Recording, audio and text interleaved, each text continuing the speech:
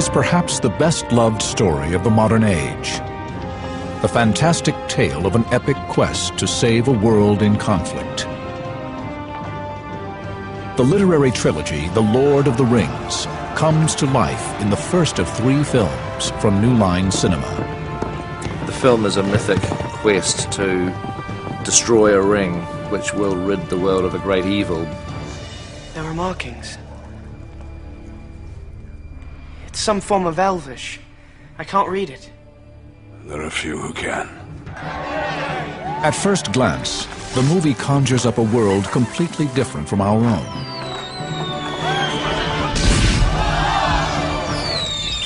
Yet, this world is under threat in a way that is strangely familiar. Is it secret? Is it safe? If you ever read Lord of the Rings, you feel as if it could have actually existed. Who created The Lord of the Rings? And what real-life events inspired him?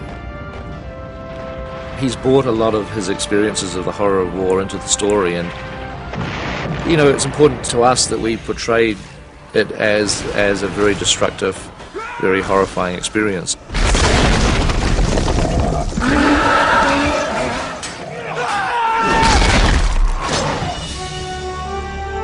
How does this imagined world shed light on mysteries about our own ancestral past?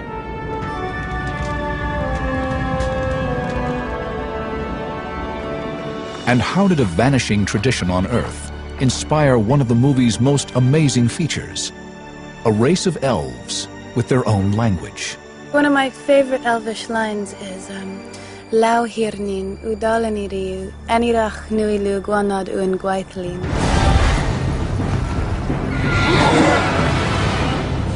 Does this quest to rid the world of evil reflect our contemporary struggle? The journey that Frodo takes is to undo a huge evil. Could we do that in this modern day? Could we knowingly unmake something that we know should never have come into being? I wish none of this had happened. Join us now as we go beyond the movie to explore the surprising connections between our own world and the fictional realm of the Lord of the Rings.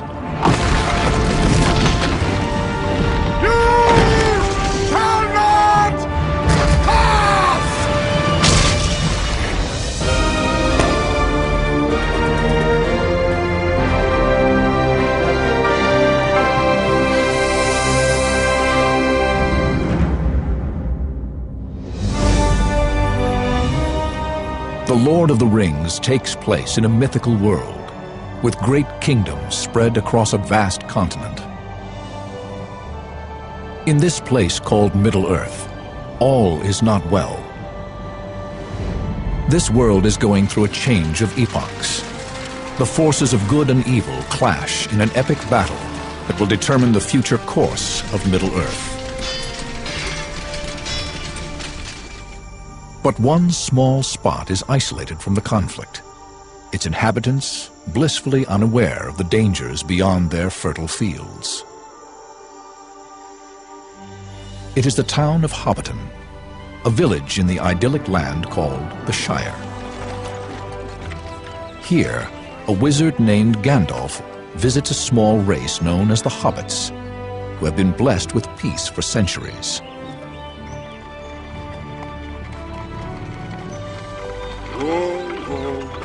The creator of this mythical place was visionary author J.R.R. Tolkien.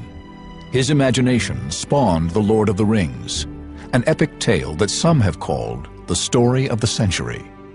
I think it's an incredibly philosophical story, and in a lot of ways the meditations on friendship and courage and humility, and in not shying away from the darkness of one's soul, as well as the lightness. Most fantasies are sort of in the air. They haven't got a base. Publisher Rainer Unwin shared a lifelong friendship with Tolkien. Now, Tolkien's fantasy is unique insofar as it was rooted in realities. What are the real-life roots of The Lord of the Rings? Tolkien's story began in the English hamlet of Sarehole. The rural landscape surrounding his village played a critical role in shaping Tolkien. He not only developed an intense love of nature, but the deep sense of responsibility to protect it. Tolkien came of age in an insular world, where people felt safe and far removed from the turmoil about to break over Europe. This is a great area for childhood adventures, the village and the surroundings of Sarehole. There's the mill behind us where Tolkien and his brother climbed over to annoy the miller and look at what was going on. There was the woods, the Moseley Bog, just a few hundred yards to our left there. I think landscapes have a powerful effect on any writer. You can see quite close connections between, say, the Sarehole area and what comes out in the books. Okay, all right, let's go. The Lord of the Rings director, Peter Jackson, chose to film the movie version of Middle-earth in his homeland of New Zealand. But finding the perfect spot to depict Hobbiton wasn't easy. Hobbiton was a very important location for us to find. There was a difficulty in that New Zealand does not have a lot of that English rural landscape, with the hedgerows and the green rolling fields and the type of image that you definitely have of Hobbiton if you read the books. So we explored the country north, south, east and west and found this little pocket. And one of the scouts had located a piece of land on the back of a farmer's huge place. And we walked in and thought, my God, we've just come to the Shire. And I just sat down and started drawing ideas because the landscape itself was suggesting where things should go. One of the things that's essential with Hobbiton is that this place has to look like hobbits have lived here for hundreds of years. And so we actually started to plant vegetables in the gardens of Hobbiton about a year before our filming. We had to plant cabbages and Brussels sprouts and carrots, just allowing Hobbiton to sort of germinate and seed and become a real place. Lord of the Rings is a mythology, it is a fairy tale, it's an adventure story. It never happened, except somewhere in our hearts. And yet there was Hobbiton in 3 dimensions and smoke coming out of the holes where they live underground. And I believed. Who are the hobbits that Gandalf is so enamored of? And do they have a foundation in reality? It's wonderful to see you, Gandalf! Hobbits are a breed of people from the Shire, which is kind of the rural sort of countryside of Middle-earth. Really gorgeous and kind of untouched. And hobbits are rural people, you know, people of the land, farmers. They don't know what's going on in the rest of Middle-earth. At the center of the story is an unusual hobbit named Frodo Baggins. Frodo is very curious about the outside world, like the rest of the hobbits. Hobbits at nature tend to want to stay in the Shire. They don't want to leave the Shire. They want to be safe. They want to be where they're comfortable. The hobbits are actually quite close to the people that Tolkien grew up with as a child in this rural area just outside Birmingham.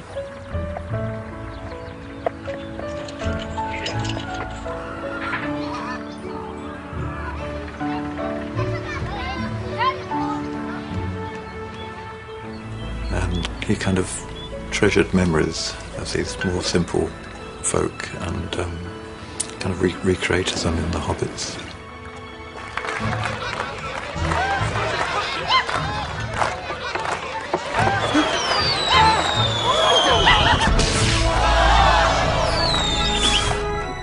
I particularly like Gandalf the Grey playing around with the hobbits. He likes very much, mainly because they like a good drink and a good chat and a good feed and a good smoke. They love the earth, they love life, they love to eat. You know, if they can have 6 meals and a good drink at the end and have a song, then the hobbits will be quite happy. I think it's very important to show at the start of the movie that there is a part of the world which is worth saving. You know, all the things that we go through are worth doing because of this amazing place called the Shire. Go on. While life in the Shire seems secure, beyond its borders, evil creatures, commanded by a dark lord, are enveloping the countryside.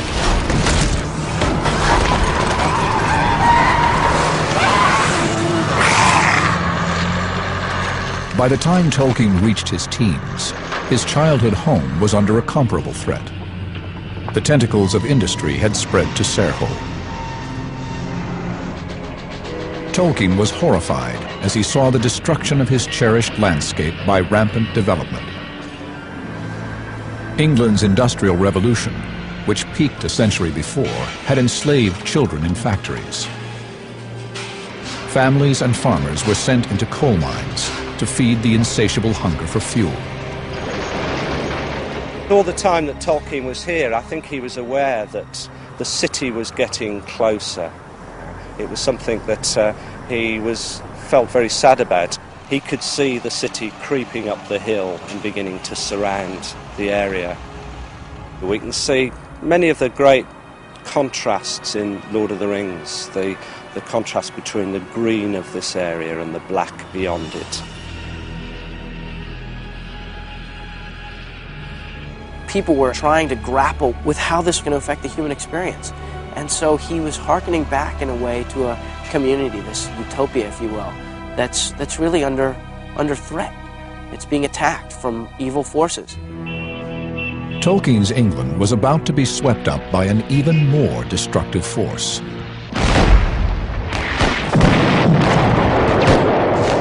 World War I would also have a dramatic impact on the Hobbiton of his imagination. It's quite cool. In the film, the wizard Gandalf recognizes the danger embodied in a simple band of gold. Can you see anything? In The Lord of the Rings, Gandalf has come to warn Frodo about a ring that the Hobbit has inherited. There's nothing. Wait. Rings are powerful things, and there's no end to a ring. It goes round and round and round, and within it can be contained, I suppose, great evil as well as great positive force. There are markings. It's some form of Elvish. I can't read it. In the common tongue, it says, one ring to rule them all. One ring to find them. One ring to bring them all. And in the darkness, fight them. The One Ring is a talisman, isn't it? It's an instrument of power.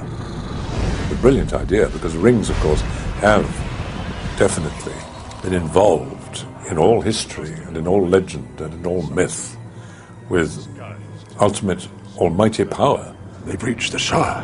They will find the ring and kill the one who carries it.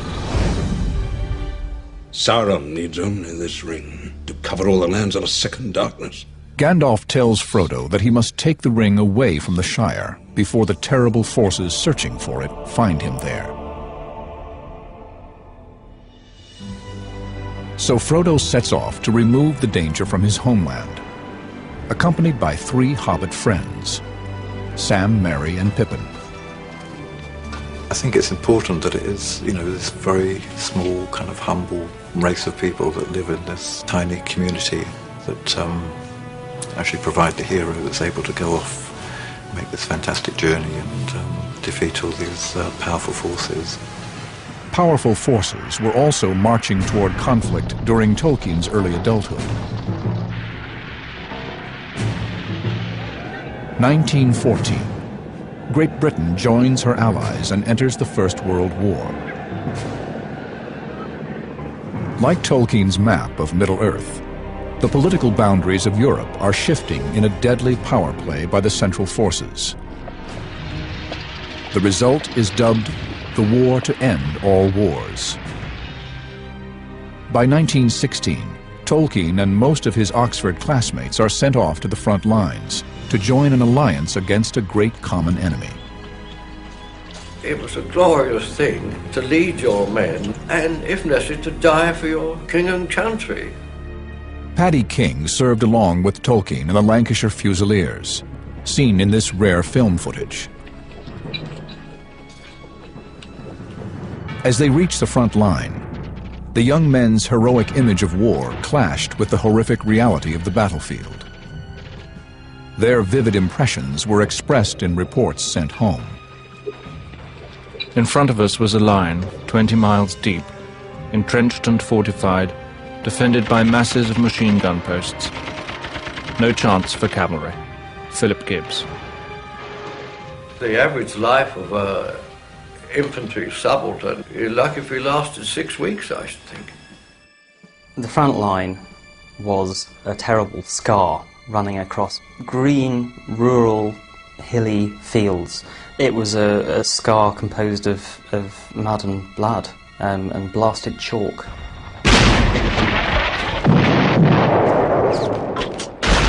Tolkien arrived at the front in June 1916. It was his regiment's first combat assignment. The soldiers anxiously prepared for a major assault near a river called the Somme. Before dawn, there was a great silence. We spoke to each other in whispers, if we spoke at all. Then suddenly, our guns opened out in a barrage of fire with colossal intensity. Philip Gibbs. The Somme was the major battle on the Western Front in the sense that it lasted 4 months and it involved huge numbers of men. Some of the very earliest writings of Middle-earth that Tolkien created were done in pencil on a notebook while he was in the trenches in the First World War, and that's where Middle-earth was born. In Tolkien's view, the rigid class boundaries separating English officers and their subordinates began to evaporate amidst the horrors of war. The structure of the army in Britain at that time was very class-based. Officers were selected from men who had been to university, men like Tolkien. The infantry, the other ranks, as they were known, were your ordinary bloke. In the case of Tolkien's battalion, they were miners and weavers from Lancashire. The contrast exists in Lord of the Rings. Frodo is a well-to-do, educated, middle-class hobbit, and Sam is his gardener. If I take one more step, it'll be the farthest away from home I've ever been. He's a country lad, effectively. Come on, Sam. Whatever bond is there between them is a reflection, as Tolkien said, of the bond he saw between officers and ordinary men. While the bond he felt with his wartime comrades certainly influenced his future writing, the images of war had perhaps an even more striking impact on Tolkien's vision.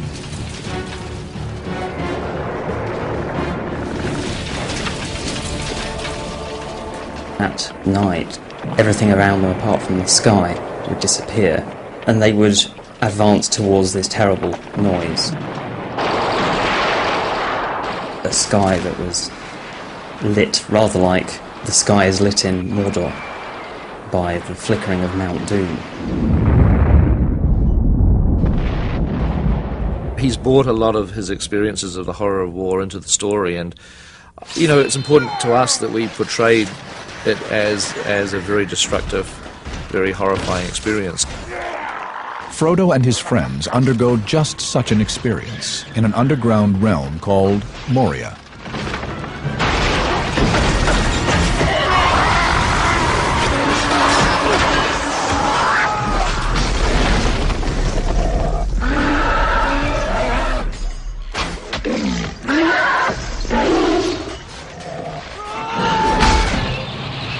At the Battle of the Somme, Tolkien and his comrades found themselves pitted against the monstrous war machines of the Industrial Age. Tanks, poison gas, and machine guns literally mowed men down in a brutal onslaught.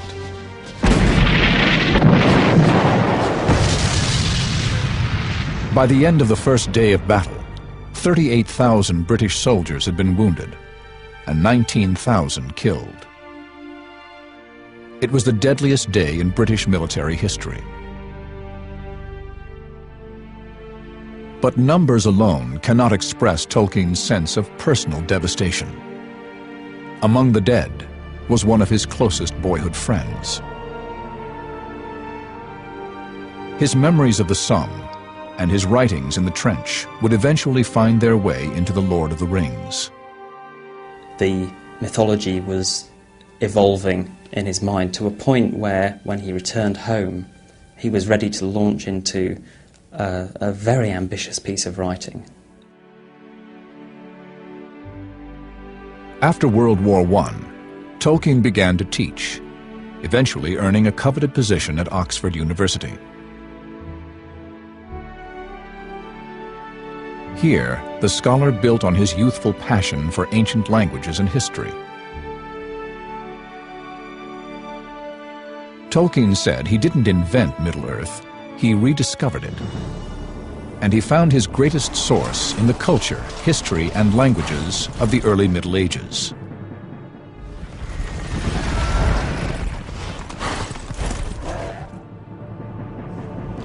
In the movie, Gandalf goes to an ancient library, where he seeks to confirm his suspicion that the ring is the evil creation of the Dark Lord Sauron. Gandalf early on recognizes that they have got the one true ring, and he discovers it by going to the great library in Minas Tirith, and by looking up in books discovers the truth. Well, so Gandalf the academic, Tolkien was an academic himself. I think there's a lot of Tolkien in Gandalf. Gandalf's discovery at the Great Library prompts a gathering of representatives from across Middle-earth to discuss the fate of the ring. Here, Frodo volunteers to be the ring-bearer and carry the ring to Mount Doom, where it must be destroyed. There! Mr. Frodo's not going anywhere without me. We're coming too! You'll have to send us home tied up in a sack to stop us. 8 individuals offer to accompany Frodo on his quest. You shall be the Fellowship of the Ring.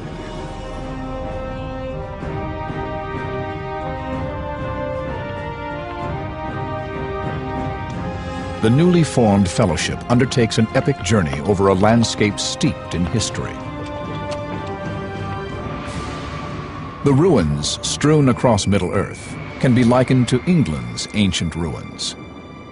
The archaeological remains of multiple cultures, from the mysterious Neolithic monument of Stonehenge to the ruins left from 4 centuries of Roman rule. Tolkien was clearly feeding off the landscape and culture that he knew so well in the middle of England.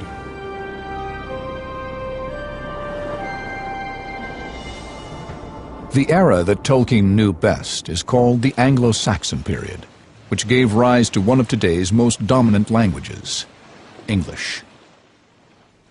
The word England is the land where you find the Angles. Professor Martin Carver of the University of York is an eminent archaeologist familiar with the terrain of Anglo-Saxon history. The Angles spoke English, that's why we speak it. The Angles and Saxons were Germanic seafaring warriors who sailed to Britannia in the 5th century. They fought as mercenaries in a period of great migration and tribal battles all over Europe. It's a big period of change, massive, in the 5th and 6th century, tremendous change. During this change of epochs, the Anglo-Saxons settled in England. Since they were mostly illiterate, the sagas about their heroic seafaring ancestors were passed down through story and song. There's a roaring fire, and the mead, the ale, is going round. People are singing. And out of those songs and out of the conversation comes all the shared values, I mean, all the things that people want to perpetuate. Most of these mythic tales were lost after the Norman conquest of England in the 11th century. As Anglo-Saxon culture was eclipsed, their great oral tradition died. Tolkien felt the English people had been robbed of part of their roots with the loss of these oral tales. He was inspired to write a new mythology for England. The mythology that Tolkien created is absolutely astonishing. I think he said that he wanted to provide the United Kingdom, which doesn't have many myths, to establish a national identity.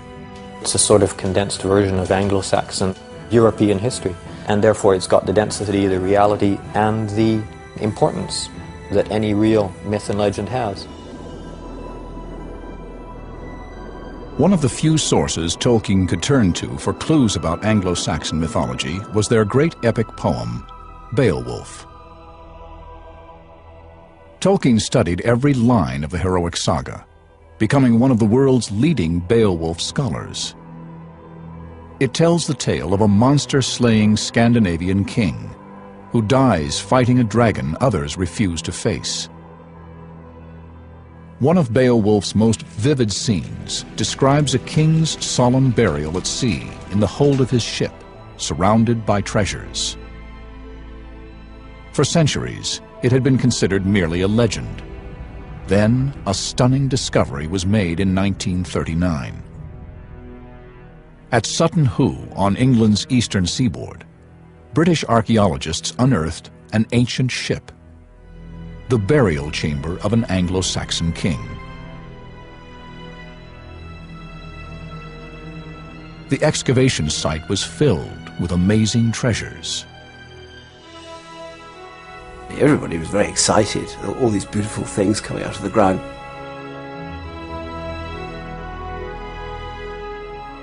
This extraordinary burial was itself a sort of poem. You know, people put together special objects in a special way. Sutton Hoo started to look like the reality behind Beowulf. Tolkien would have had knowledge of the Sutton Hoo discovery, the great ship burial, because it was 1939, just about the time that he was starting to write The Lord of the Rings. In the movie, the Fellowship reaches the underground burial chamber of a dwarf chieftain. Sadly, the tomb has been desecrated. Yet it reflects the type of reverence that Anglo-Saxons felt for their leaders.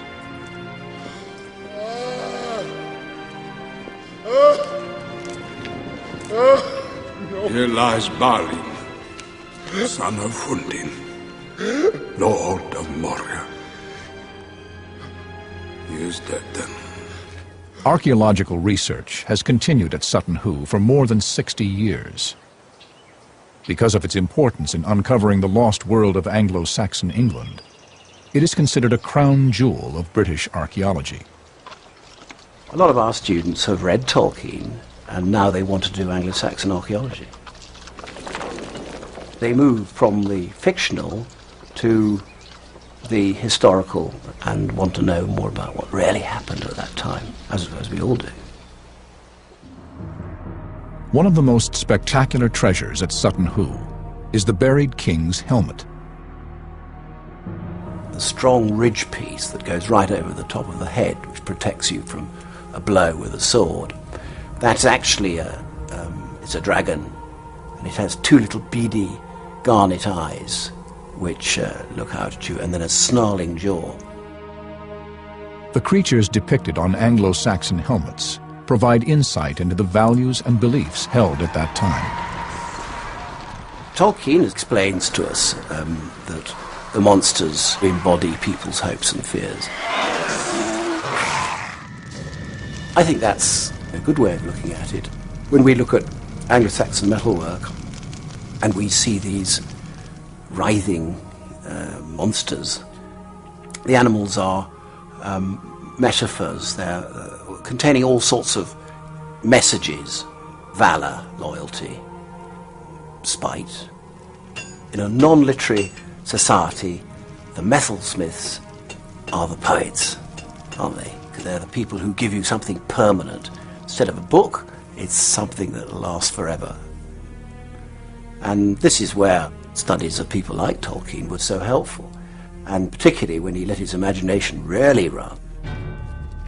The filmmakers of The Lord of the Rings used Tolkien's imagination as their guide in creating the movie's 48,000 pieces of armor and weaponry.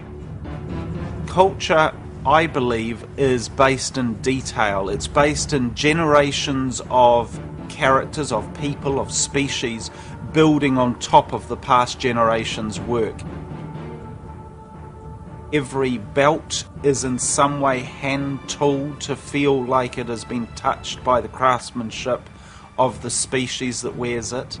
One of the most important things to me was that we generated a very strong feeling of culture. The shapes and forms and details and fluting that we were able to get in the armour can only be done by the processes of the anvil, the hammer, the jenny, the furnace that was generated in times past.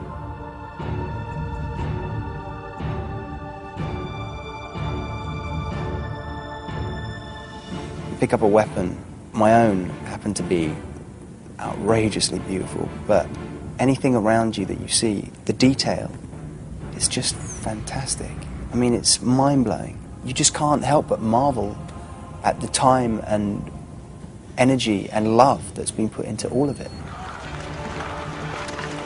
That attention to detail is surpassed only by the myriad layers of history Tolkien imagined when he created Middle-earth.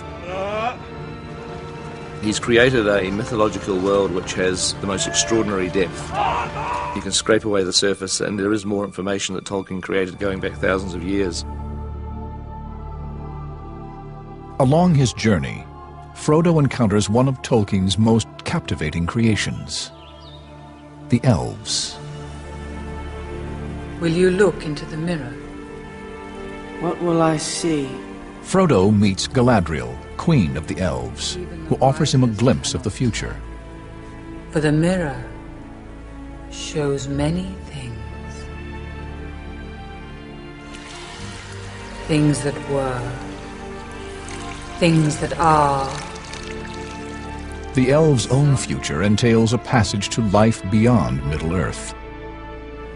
Galadriel's queen of the elves, and the elves are passing over. They are moving on beyond Middle-earth. There's a sadness, a bittersweetness about what she and her kind are going through. Of all Middle-earth's races, the elves were closest to Tolkien's heart. They are the ideal beings, pure, beautiful, and immortal. Tolkien devoted a considerable amount of his creative energy to conceiving this ethereal race. I think one of the most amazing elements of Lord of the Rings is the elves, and the fact that Tolkien created an existence for them. He actually created a language. The comprehensive and elegant languages Tolkien invented are collectively called Elfish. One of my favorite Elvish lines is Lau hirnin udalaniriu anirach nuilu guanad un gwaithlin.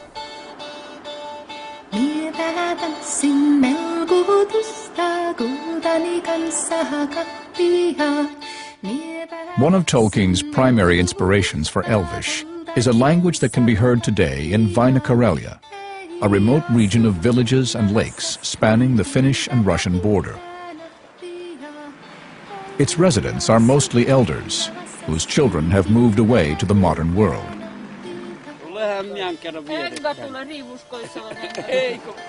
The epic song still heard here is the Kalevala, the land of the heroes, a voluminous work considered to be the single most important expression of Finnish heritage. As a teenager, Tolkien was enthralled by the Kalevala. He taught himself Finnish to better understand this monumental collection of ancient epic poems.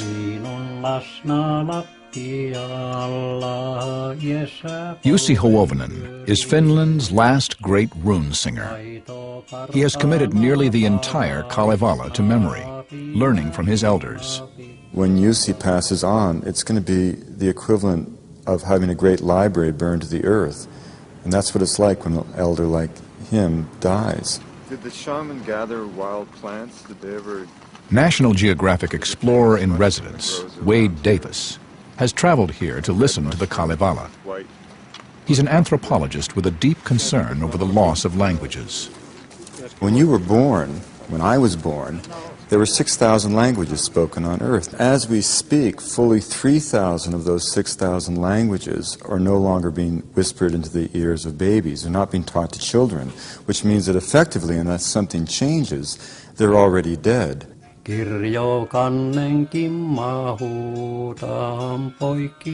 a language isn't just a body of vocabulary or a set of grammatical rules. It's a flash of the human spirit. And when we lose a language, we lose a vital element of the human dream.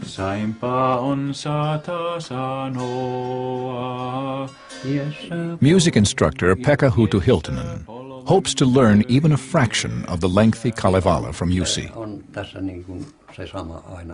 It was a very important moment for me about 10 years ago when I met Jussi and I first heard him to sing, and I suddenly realized I had to hold my chair, that he really is sitting here singing to me the voice of my ancestors thousands and thousands of years ago. How did you learn the cycle of songs?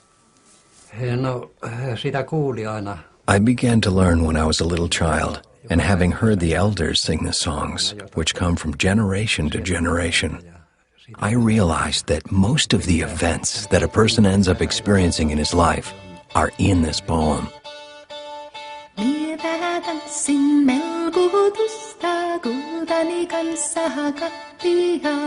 The Kalevala parallels the real history of the Finns, who migrated north at the end of the last ice age. Linguists believe the origins of the saga and its language date back to a more nomadic time. And it goes back to the time of the shaman. It goes back to the pre-agricultural times of Finland. It goes back to the time when people had no written word, when people lived by the poetry of an oral tradition, where by definition the entire language was a vocabulary of the best storyteller. It is said that the Kalevala's poetic meter came from the rhythm of singing while rowing on the lakes of Karelia.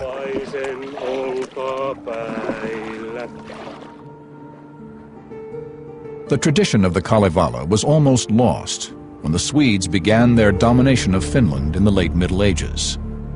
By the 19th century, most educated Finns spoke Swedish. Then, a country doctor named Elias Lönnrot traveled to the wilds of Karelia in the 1830s. This was the last place on earth where the rune songs were still being sung. By writing down the words of the rustic rune singers, something the Karelians had rarely done, Lönnrot saved the tradition. He organized the songs into a linear story and called it the Kalevala.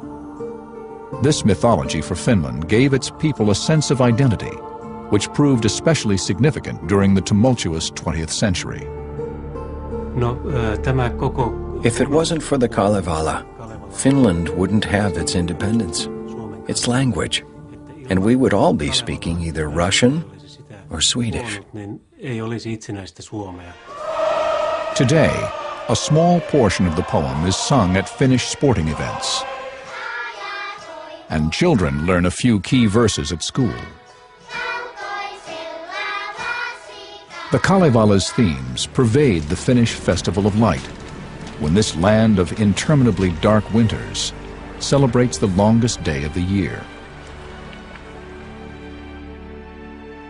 J.R.R. Tolkien was inspired by the Kalevala and turned to it as he began inventing the languages of Middle-earth. He was trying to construct languages which had a similar inner feel to something he admired. The Elvish Latin, I think, is quite clearly based on Finnish. He very much liked Finnish. He very much liked the, the Finnish literary tradition, which attracted him from an early age. Tolkien was fascinated by more than the Kalevala's language. He found eternal themes and archetypal characters there as well. The Kalevala's hero is a wise old leader with magical powers. The central figure is Vainamarinen, a great shaman who casts spells to achieve his goals and improve his people's social conditions. The obvious parallel is the wizard Gandalf, who also employs the power of words. The Lord of the Rings and the Kalevala share another key element. At the center of both stories is a powerful forged object. In the Finnish poem, it's called the Sampo. Like the ring, it brings its owner great fortune, but in the end is destroyed to secure peace. What ultimately is the lesson of the Kalevala? What I get most from the Kalevala poems is their emphasis on doing good for your people, on doing things for their benefit and their joy. The themes of loyalty and sacrifice run deep through The Lord of the Rings. It's so beautiful because, I mean, for me and I think for everyone, you can't do anything without the encouragement of your loved ones and friends to help you through things. In our modern world, we cherish the individual at the expense of the community. When I look at photographs of Karelia 100 years ago, I get very much the same feeling that I did with Jussi. I mean, here I felt like I was in the presence of 15,000 years of history in this one human being. And I also felt a deep sadness because I also felt that I was at the end point of that place. I felt that in the village that we visited, it was as much a village as a shadow of a former self. I mean, Jussi was the only person living there. The Kalevala, like all mythology, depicts the struggle of good versus evil. In creating The Lord of the Rings, Tolkien was keenly aware of this conflict, having experienced it firsthand in World War I. But he could not imagine that an even darker and more destructive force was about to grip the world.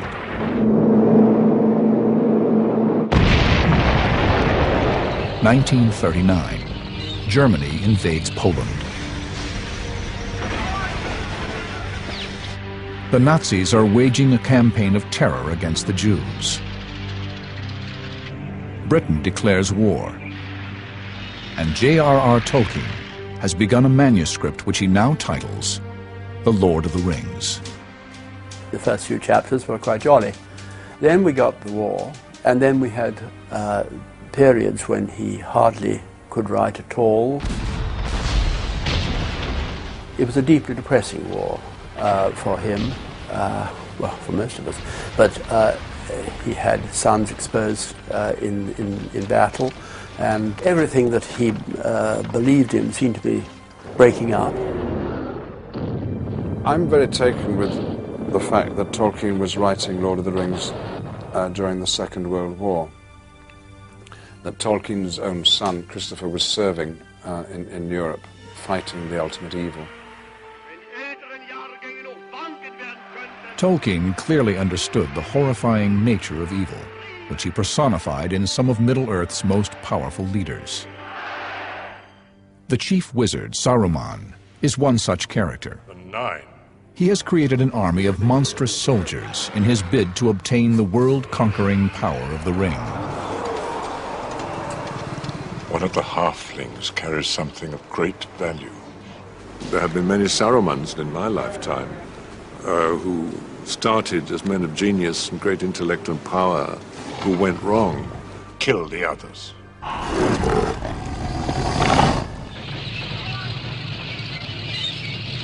The war is a factor. His imagination was his own, of course, but there was this background of something very much stronger, more sinister, more dangerous, which you get in the book.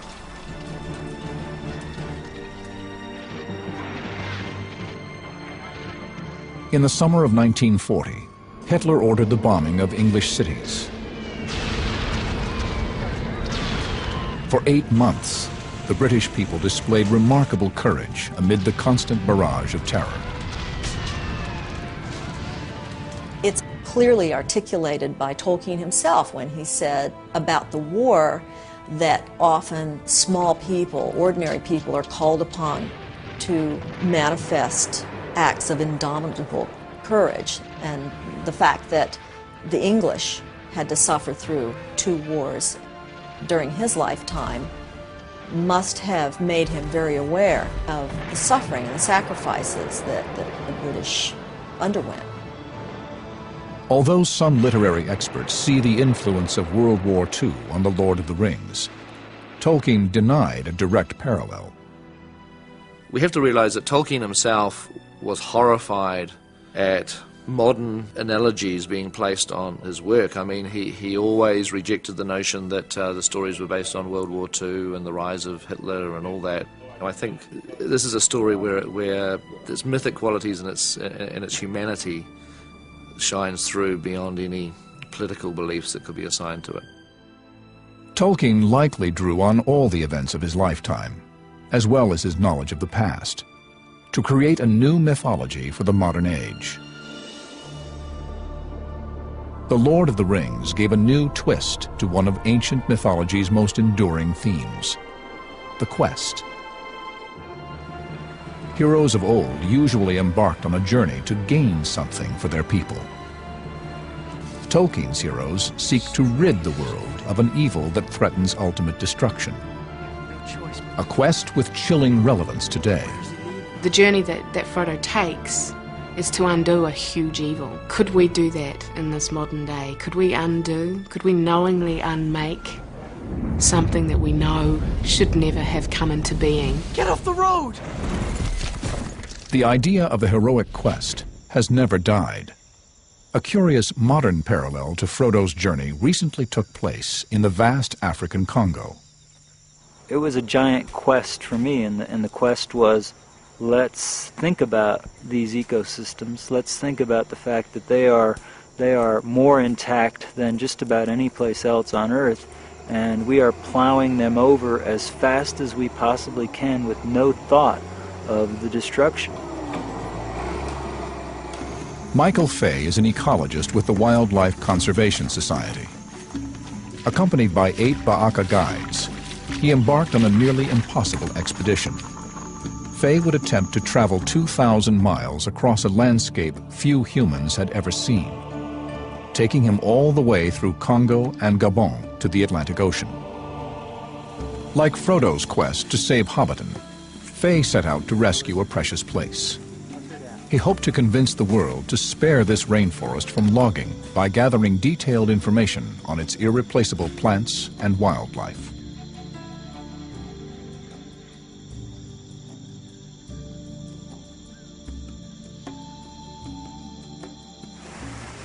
It was certainly the most grandiose and impossible journey that I could think of. It's crazy. Okay. Wow. And the probability of it succeeding was very low, and I knew that from the outset.